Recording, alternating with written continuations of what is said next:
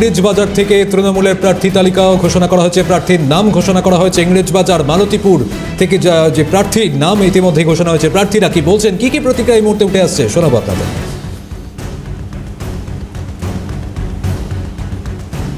আমাদের কাউন্সিলর্সরা পঞ্চায়েত প্রধান থেকে শুরু করে পঞ্চায়েত সমিতির সদস্য থেকে শুরু করে জেলা পরিষদ মেম্বার্স থেকে শুরু করে সর্বস্তরের কর্মীবৃন্দকে সাথে নিয়ে আমরা নেত্রী এবং অভিষেক বন্দ্যোপাধ্যায়ের নির্দেশ মোতাবেক এই ইংরেজবাজার বিধানসভা কেন্দ্রের প্রত্যেকটা ঘরে ঘরে পৌঁছে গিয়ে আমরা নেত্রীর যে উন্নয়নের ধারা সেটাকে অব্যাহত রাখবার জন্য আমরা এই বিধানসভা থেকে আগামী যে 23শে এপ্রিল তাতে জোড়াফুল চিহ্নে ভোট দিয়ে আমাদেরকে কাজ করার সুযোগ দেওয়ার জন্য ইংরেজবাজার বিধানসভা কেন্দ্রের জনসাধারণের কাছে, সম্মানীয় ভোটারদের কাছে আমার যেরকম বিনম্র আবেদন থাকবে, প্রার্থনা থাকবে।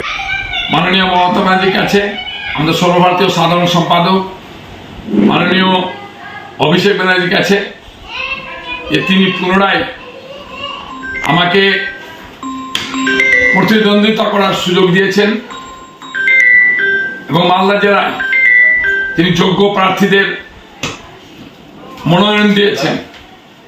আমরা আশা রাখছি যে ওনারা যে আত্মবিশ্বাস রেখে মালদা জেলায় 12টা প্রার্থী আমাকে নিয়ে 12 জন প্রার্থী ঘোষণা করেছেন।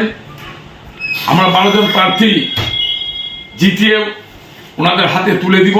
এটা দেগঙ্গার মানুষের নাম প্রস্তাব হয়েছে, দেগঙ্গার মানুষের নাম প্রস্তাব হয়েছে, আমার একার নাম প্রস্তাব হয়েছে। আজকে